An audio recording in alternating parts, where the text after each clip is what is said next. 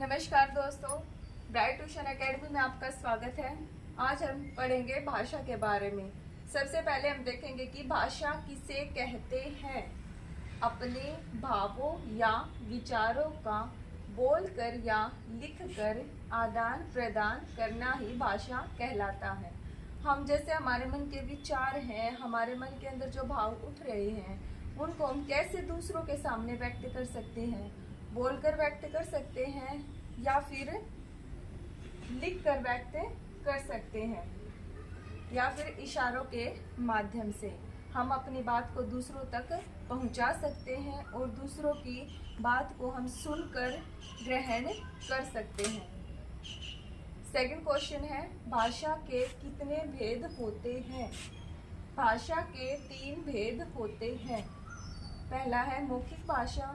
मौखिक भाषा यानी कि इसके नाम से ही पता चल रहा है, मौखिक यानी कि मुख के द्वारा बोली जाने वाली भाषा। इसके हम डेफिनेशन देखते हैं।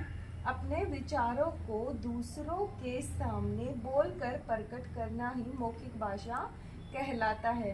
यानी कि जब हम जैसे हमारे मन के अंदर जो भाव हैं वो उनको हम कैसे प्रकट कर सकते हैं, बोलकर प्रकट कर सकते हैं दूसरों के सामने।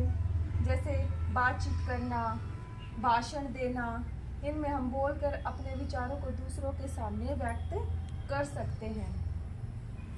सेकंड है लिखित भाषा। लिखित भाषा यानी कि हाथ के द्वारा लिखी गई भाषा।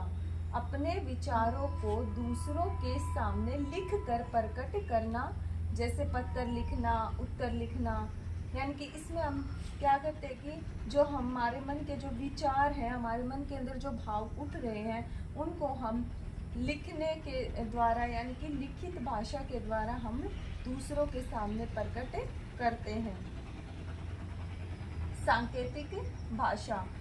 सांकेतिक यानी कि इशारों के द्वारा प्रयोग की गई भाषा। इसकी डेफिनेशन को हम देखते हैं। अपने विचारों को दूसरों के सामने संकेतों के माध्यम से प्रकट करना। यानी कि इसमें हम क्या करते हैं, जो हमारे मन के अंदर जो विचार हैं, हमारे मन के अंदर जो भाव उठ रहे हैं, उनको हम इशारों के माध्यम से